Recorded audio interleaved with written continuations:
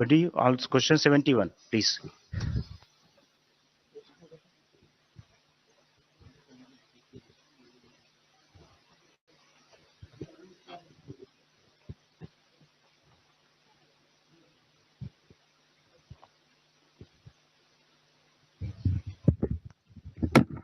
Ma'am Tarun from Zee business. Ma'am आपने आज के बजट में शॉर्ट टर्म कैपिटल गेन और लॉन्ग टर्म कैपिटल गेन दोनों के रेट्स को बढ़ाया है और रियल एस्टेट में आपने इंडेक्सेशन के बेनिफिट को खत्म किया है।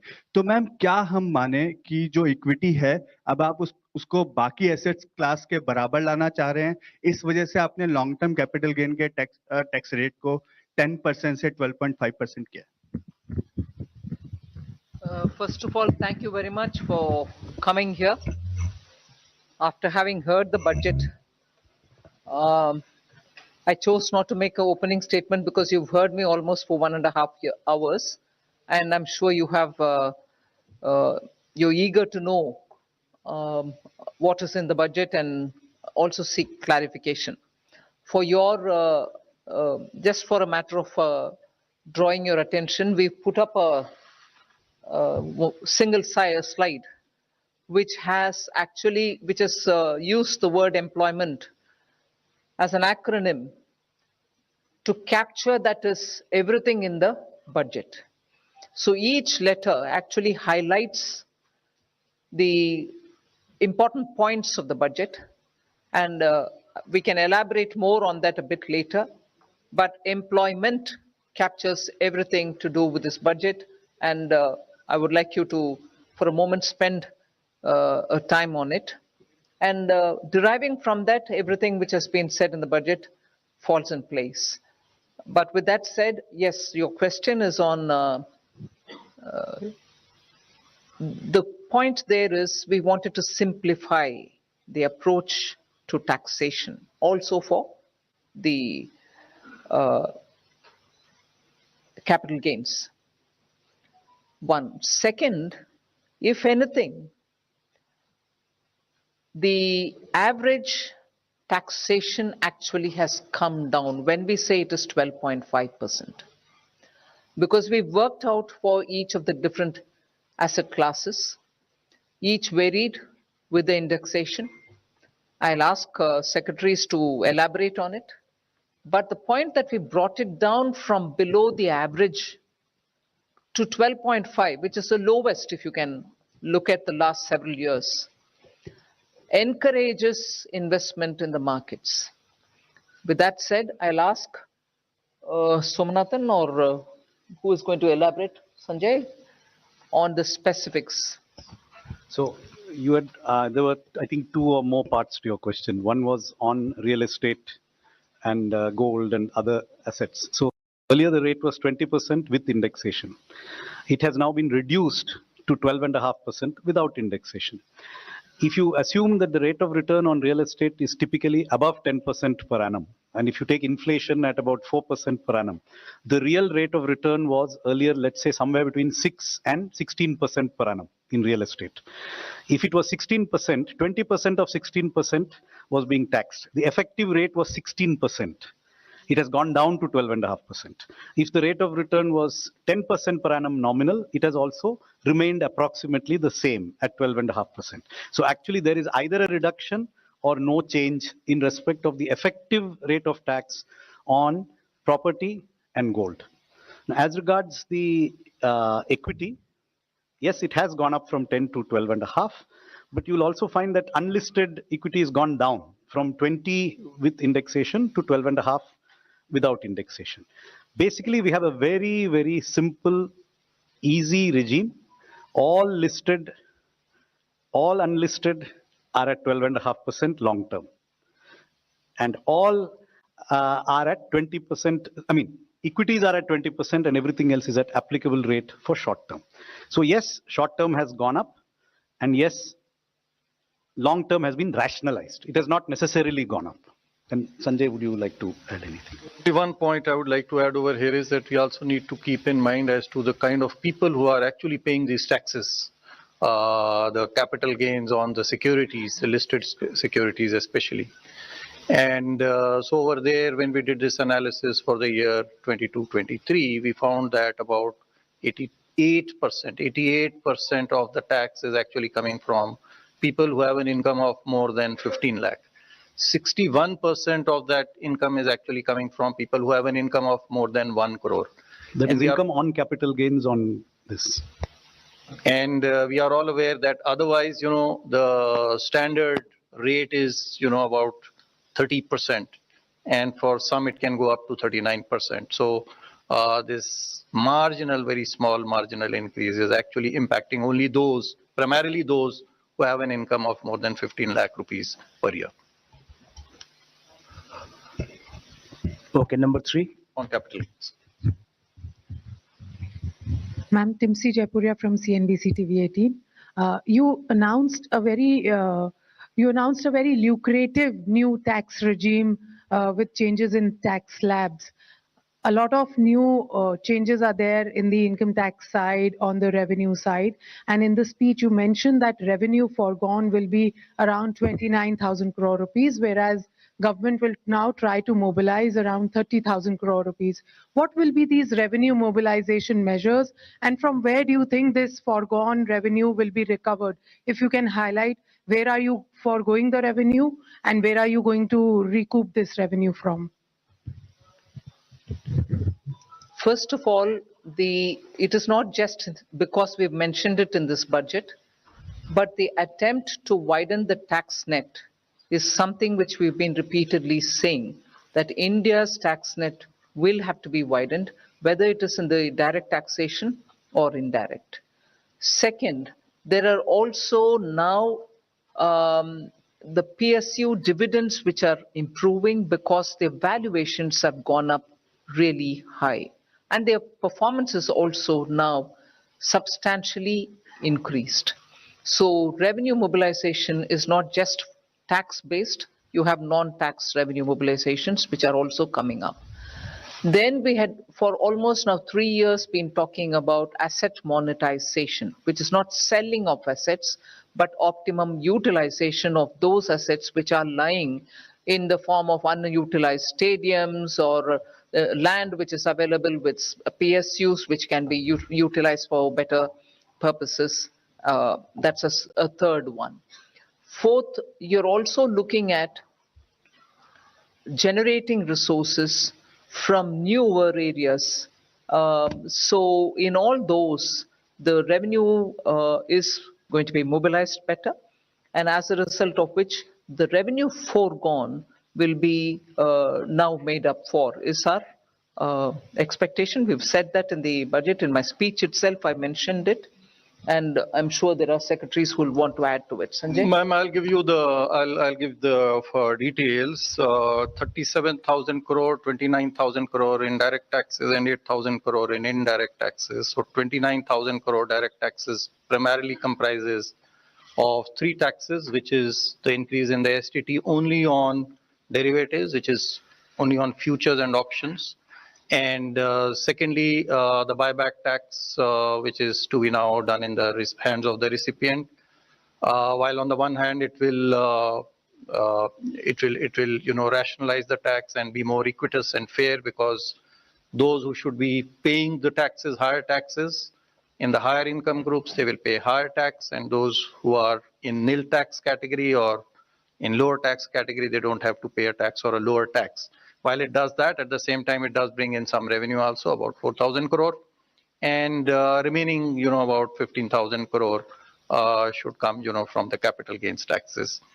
On the indirect taxes, we are losing, as I said, about 8,000 crore primarily on the reduction in duties, especially in gold. There is a huge reduction from 15% to 6%.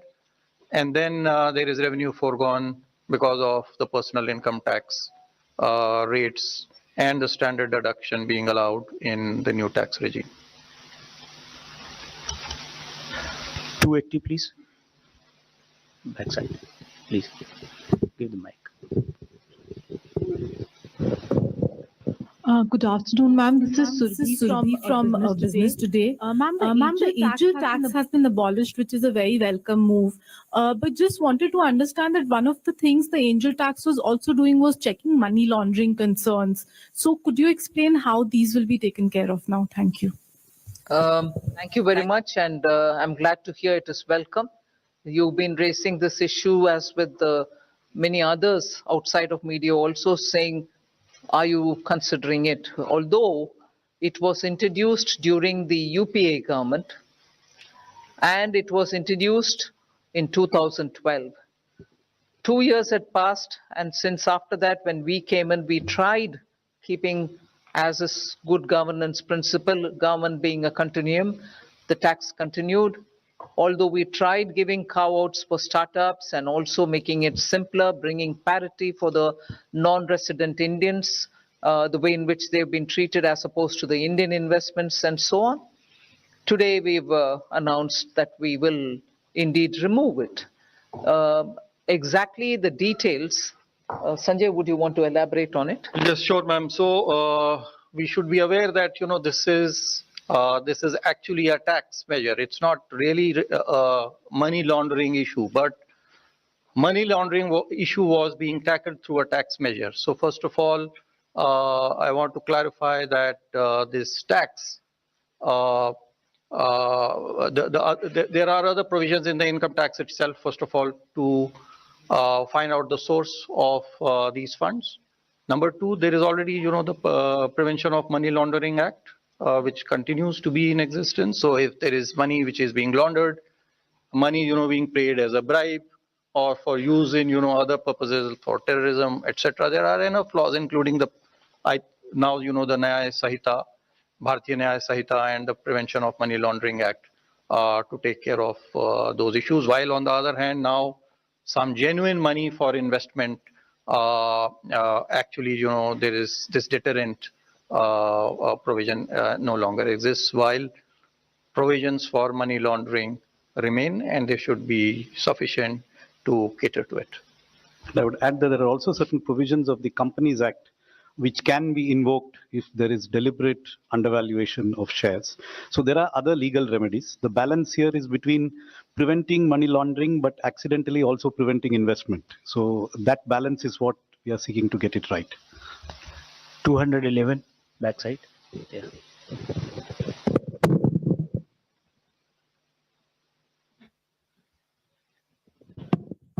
Hello, ma'am. Prakash Predashi from ET Now. My question is, will the increased STT be applicable from April 1 or prospective? And if from April 1, will there be retrospective tax calculation for the increased amount? It's not retrospective. It is with effect from 1st of October 2024. So we are giving sufficient time for the exchanges and the people, who collect this tax to put their systems in place to be able to collect it. It's not retrospective, it is prospective. 13. 11. 11. 11. Ma'am, Karishma here from Business Today. Ma'am. Congratulations to you and everybody. Ma'am, my question is on the special assistance to Andhra Pradesh and Bihar. 15,000 crore is the number that you've given for Andhra Pradesh for this financial year. Is there further assistance that you are looking at, or is it going to be need-based in terms of the amount? I've already mentioned in the budget speech that 15,000 crore is coming through the multilateral development assistance, which we borrow from the multilateral banks, whether it is World Bank or ADB or AIB, whatever. And I've also ended that paragraph by saying further assistance will also be extended. There is no definitive amount. No. 152. Ma'am Alok Priyadarshi from CNBC आवाज में ma'am सवाल यही है कि जिस तरह से आप लोग न्यू टैक्स रिजीम को प्रमोट कर रहे हैं, इस बार भी आप लोगों ने स्लैब में चेंज किया, स्टैंडर्ड डिडक्शन बढ़ाया, तो ये मान के चलें कि न्यू टैक्स रिजीम के जरिए आप मिडिल क्लास को राहत देने की कोशिश की है इस बार। ओल्ड टैक्स रिजीम को लेकर क्या कोई सनसेट क्लॉज है? क्योंकि आपने कहा है कि जो इनकम टैक्स एक्ट है उसका हम लोग कंप्रेहेंसिव रिव्यू करेंगे, तो रिव्यू में क्या ये मान के चले कोई सनसेट टाइम आएगा ओल्ड टैक्स रिजीम को लेकर?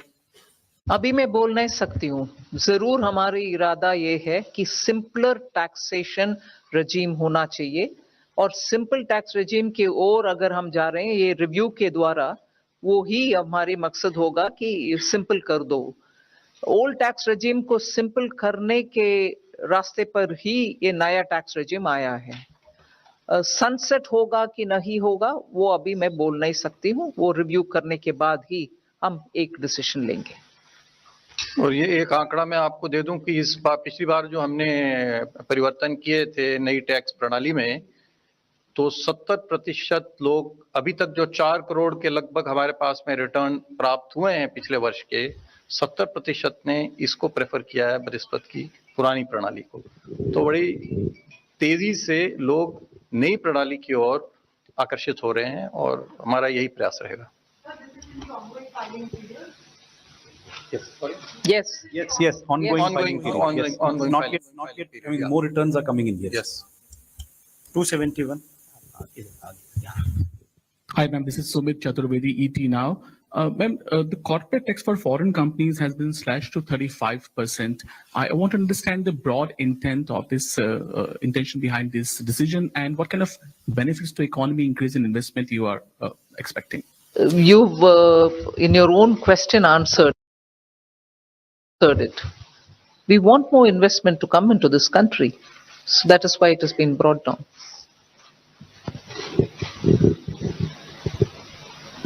$95. Just to add to that, there was a widened differential between foreign and domestic companies which arose after the tax cut in 2019. When the domestic rates were cut, the foreign rates were not cut. So there was a widening of the gap. With today's change, there is still a higher rate of tax for foreign companies, but it is not now disproportionately higher than domestic. And therefore, this is something where, according to the feedback received from industry, we expect more foreign companies to invest now that this regime is adjusted in this manner.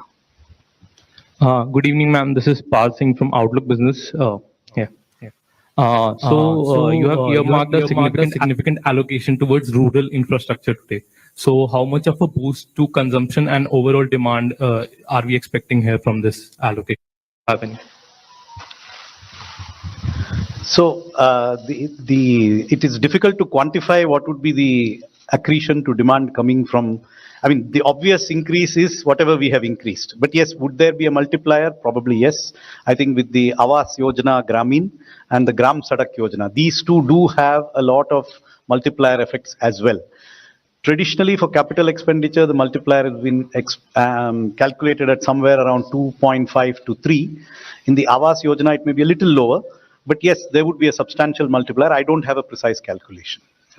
But other than the Awas Yojana and Sadak Yojana, Gram Sadak Yojana, there's a major push towards the corridors.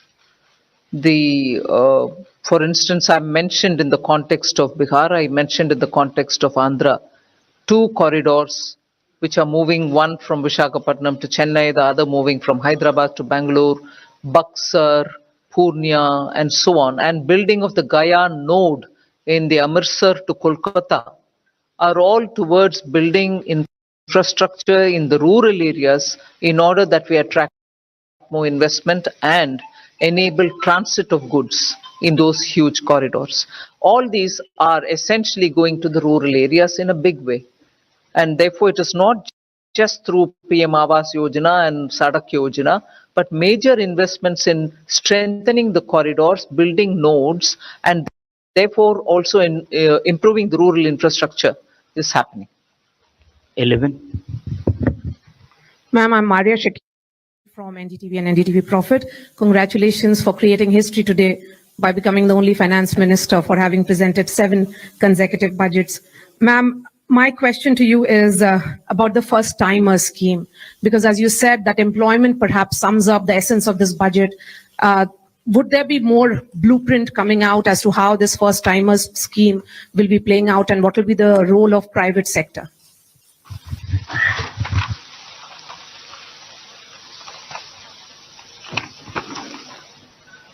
Just 1 minute.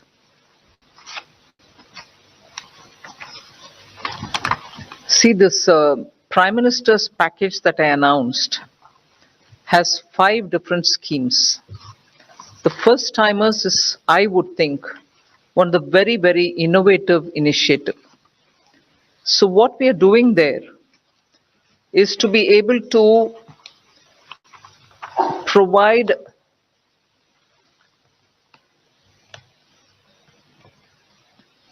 first timers 1 whole month's salary as subsidy.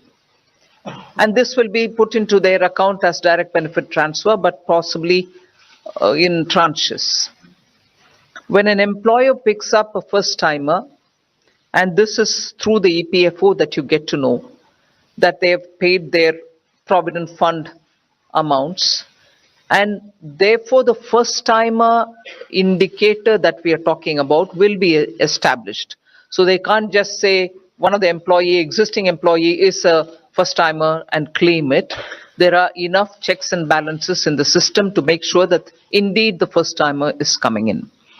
And then the first timers will be put through that learning curve, and this will help them to acquire skills so that they become fully productive.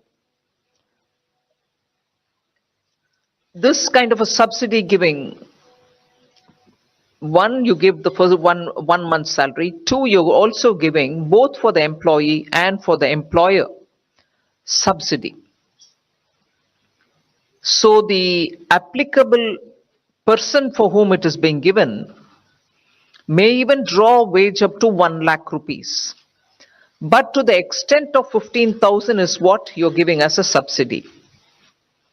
The installments, as I said, for the first 1 month wage that you want to give will be done over 3 installments, direct into the first time employee's account.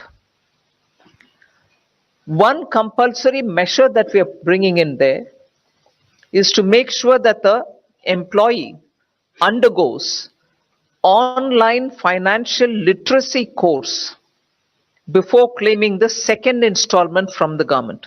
So he may be a qualified engineer, he may be a diploma holder, he's a first time employee in a office, he becomes the first time employee and the employer also claims that he's been recruited.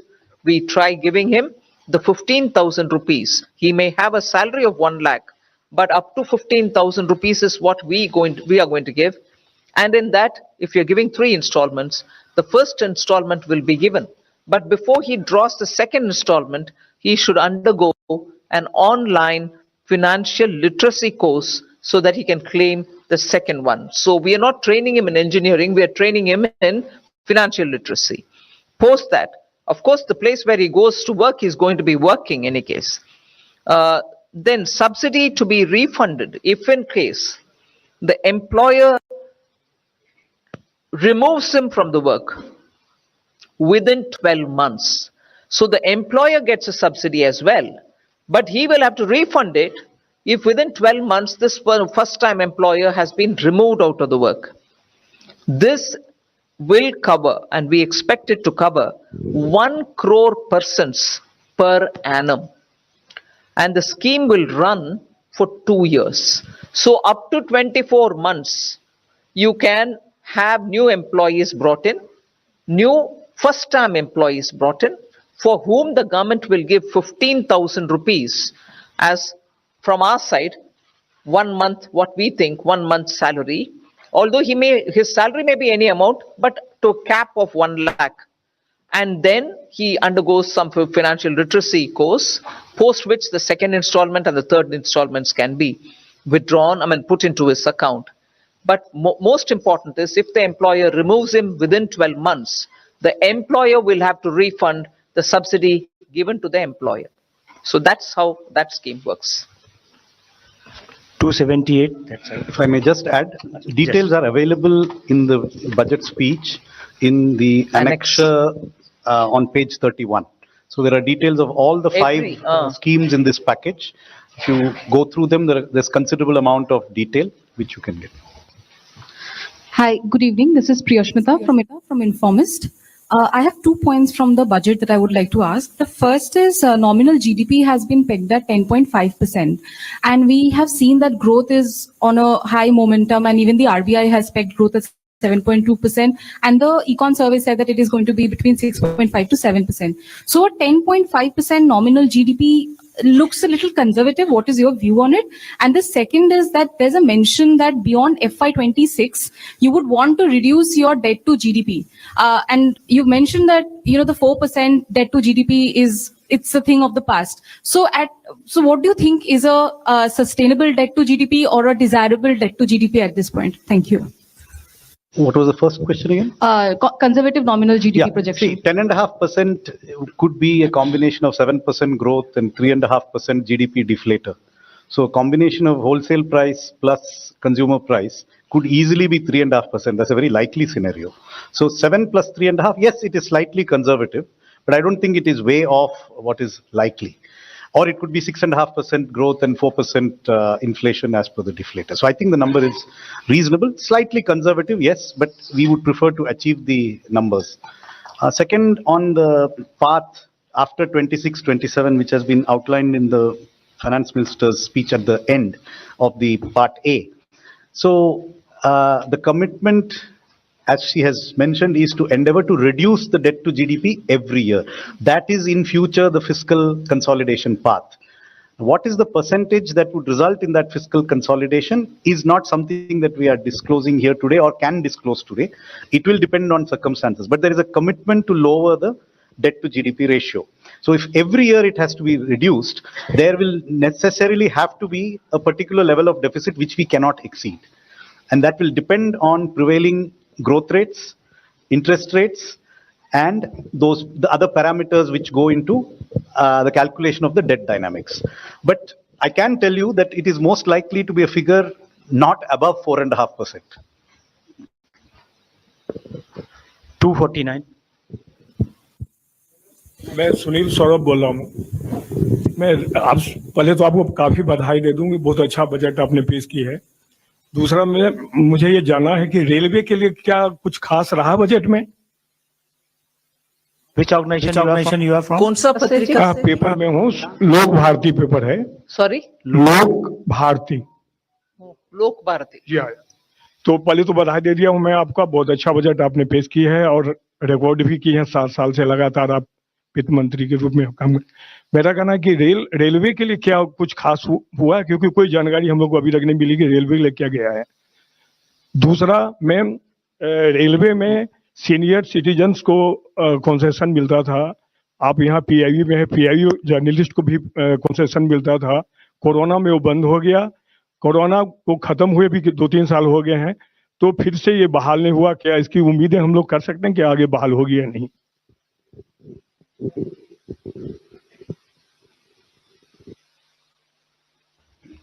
Railway का जो expenditure budget है next year, it's 255,393 crores, which is the highest ever, and it's a very substantial increase in recent years. So that is a very large amount of investment in the railway. So I think there is a very adequate provision.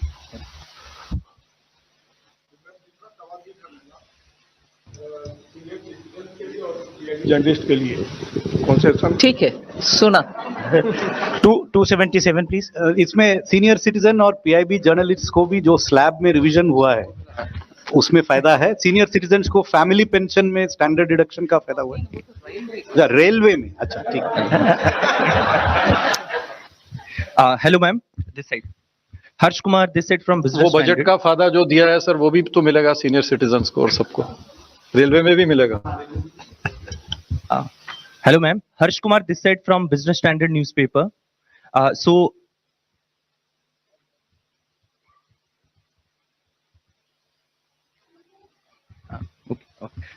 Ma'am, during your speech you mentioned about the FDI liberalization. Can you give a bit detail about it?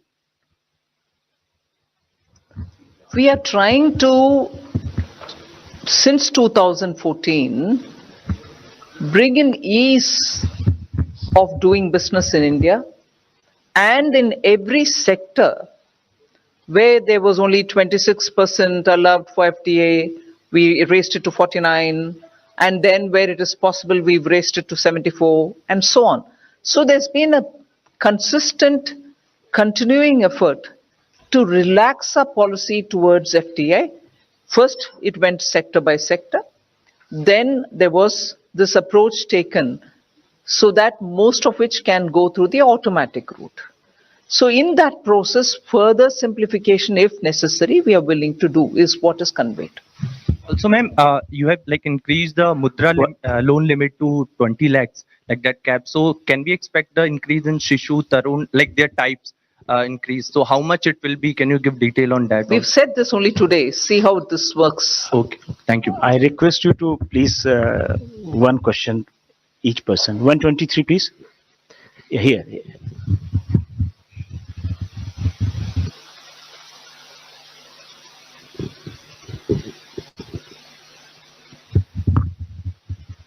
Shrimi Chaudhary here from Business Standard. I just wanted to understand that budget proposes withdrawal of equalization levy. So if you could just give some explanation of what led to that, what is the intention behind that, keeping in mind the pact between India and US, which has ended on June 30th.